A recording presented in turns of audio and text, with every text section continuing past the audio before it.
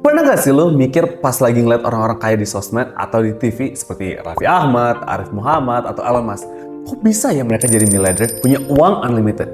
Mau beli ini nggak usah lihat harga, mau beli mobil sport, kayak beli kacang goreng coy, langsung bungkus. Ternyata, seorang akuntan dan financial planner bernama Tom Corley, penulis dari bukunya berjudul Rich Habits, The Daily Success Habits of Wealthy Individuals, dia survei selama 5 tahun terhadap 200 miliarder dan ditemukan habits atau kebiasaan para miliarder. Apakah lo punya 5 habits ini? Siap-siap bakal jadi miliarder dan nonton video gue.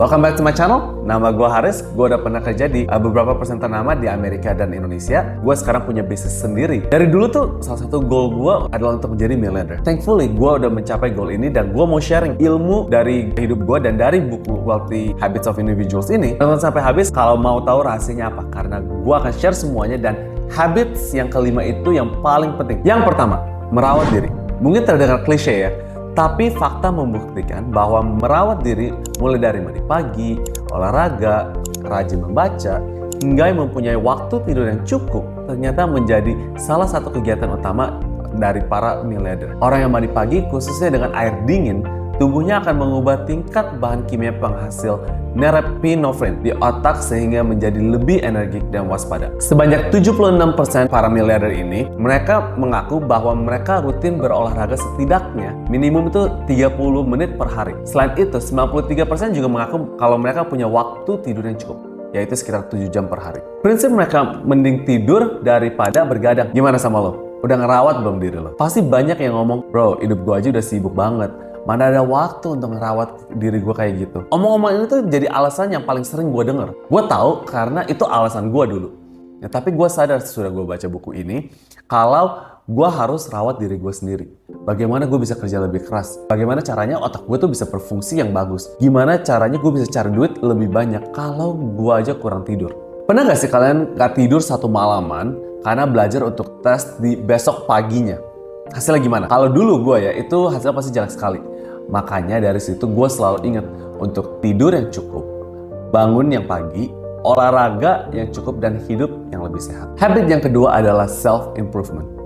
Merawat diri tidak hanya dilakukan untuk fisik, kalian juga harus merawat otak kalian. Udah jadi rahasia umum kalau Bill Gates rata-rata membaca 50 buku per tahun dan Warren Buffett tidak pernah keberatan menghabiskan 12 jam waktunya per hari untuk membaca buku. Nah, ini orang-orang terkaya di dunia yang ngomong seperti ini.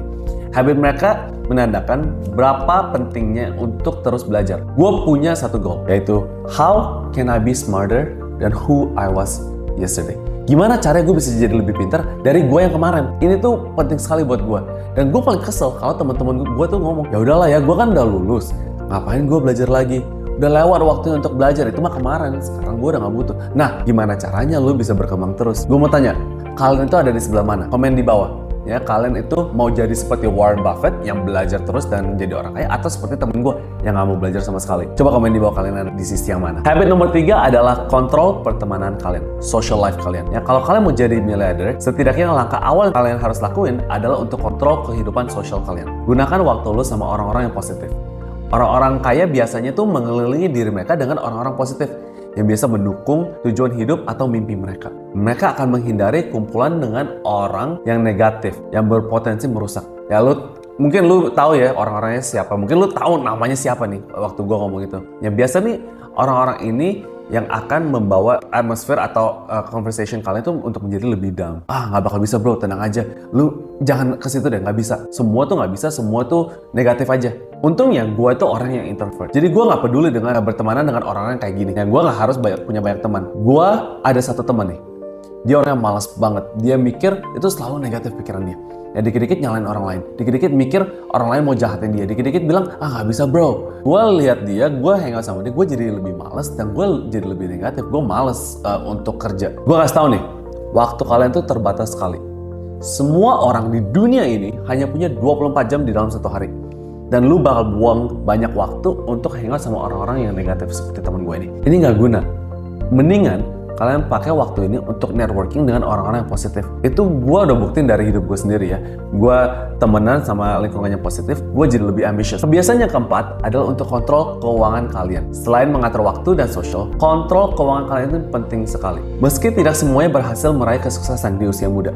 Namun, Ratusan miliarder yang diteliti oleh Tom Corley ini, mereka udah mulai karir mereka sejak remaja. Mereka cerdas dalam mengalokasikan income atau keuangan yang mereka dapat, dan mereka itu selalu investasi.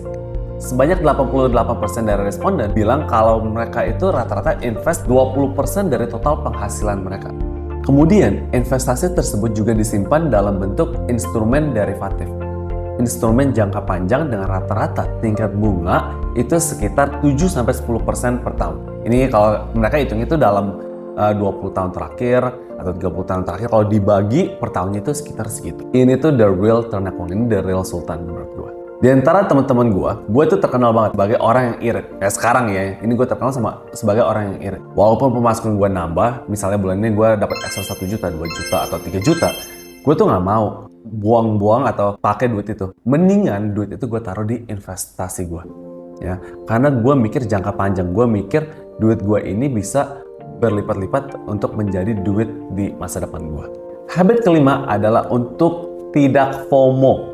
Ya, kalian udah pasti tahu FOMO itu apa. Apalagi kalau yang nonton ini banyak Gen Z sama milenial. Selama ini lu pasti punya temen, atau ya mungkin lu sendiri nih ya, yang tiap ada tren baru, yang tren baju baru, langsung dibeli. Ada medsos nih, ada tren baru, langsung lu ikutin. Atau ada tempat nongki yang baru nih, wih ini tempat keren banget ya, kalian langsung pergiin. Fenomena ini disebut fear of missing out, atau rasa takut tertinggal. Biasanya kaum Gen Z sama milenial ini nih yang kena virus FOMO ini. Pasti lu tahu kan dengan pinjol, pinjaman online. Statistiknya, warga Jawa Barat dan Jakarta mencapai lebih dari 10 miliar rupiah untuk pinjol.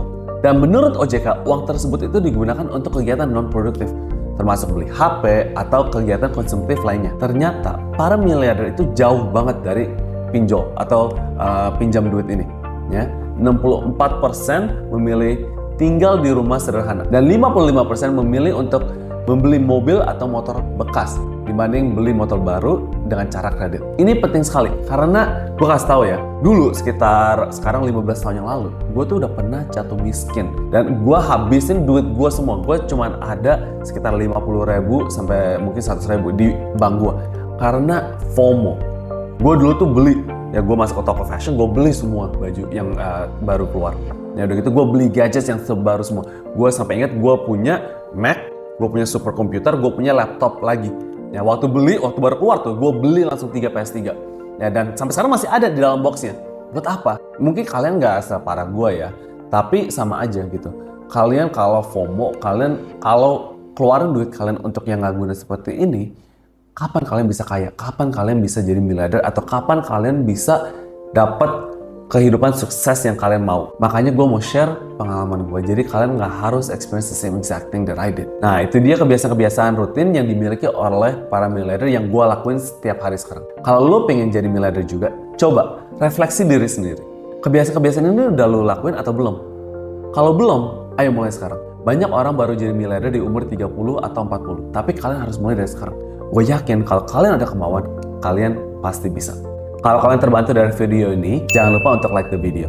Kalian juga bisa nonton video di sebelah sini untuk cara menghasilkan duit sampingan cuman dari HP saja. Jangan lupa untuk subscribe dan follow gue, Haris Krisnanto, kalau lo mau denger tips-tips mencapai kehidupan sukses. As always, live to have your successful life. This is Haris, I'll see you next time. See ya!